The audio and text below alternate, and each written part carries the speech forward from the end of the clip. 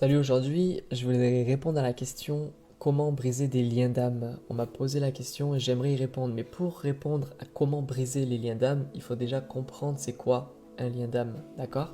Donc déjà, littéralement, c'est un attachement de l'âme ou de plusieurs âmes. Euh, et en fait, on peut lire dès le début de la Bible que nous sommes faits pour s'attacher à Dieu. Donc notre âme a besoin de s'attacher aux choses d'en haut, dans Deutéronome 4.4. Ensuite, on peut lire qu'il y a des attachements euh, liés à la poussière, liés à la terre, qu'il y a des choses qui sont liées en nous avec ce monde, tu vois. On a besoin de se détacher. On a des attachements aussi qui sont liés à notre nature, comme la loi du talion. Quand on veut faire le bien qu'on n'arrive pas à faire et on fait le mal qu'on ne voudrait pas faire. Et on voit aussi des liens avec des femmes, des liens de l'attachement d'un homme envers une femme avec le fils de Sichem qui s'attache à une fille.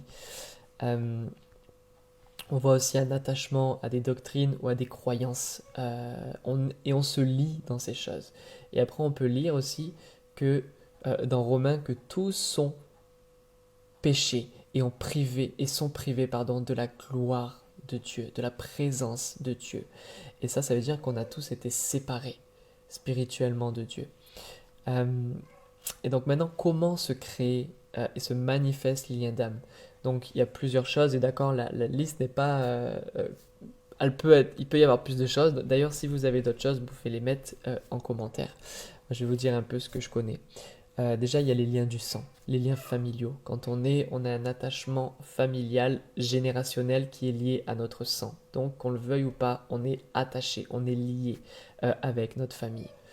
Et c'est pour ça que même certaines malédictions peuvent passer à travers les liens du sang. Ensuite, il y a les relations proches, les amis, les personnes qu'on laisse rentrer dans nos cœurs. On voit l'amitié entre David et Jonathan. Dans 1 Samuel, il dit et dès lors, l'âme de Jonathan fut attachée à l'âme de David. Il n'y avait rien de bizarre entre eux, c'est juste qu'il y avait un attachement dans leur âme. C'était des meilleurs amis. Euh, Ensuite, il y a la notion de longue durée, quand on passe du temps avec quelqu'un. Et même quand ça fait des années même qu'on peut regarder quelqu'un, ou qu'on a tous vécu ça, on a l'impression de voir un présentateur télé, on a l'impression de le connaître. En fait, on a un attachement à lui, dans notre âme, même si la personne ne nous connaît pas. D'accord? Il y a les paroles et les vœux prononcés. Je crée avec mes mots. On se lie avec nos vœux. Il y a les rapports sexuels, bien sûr, physiques, spirituels.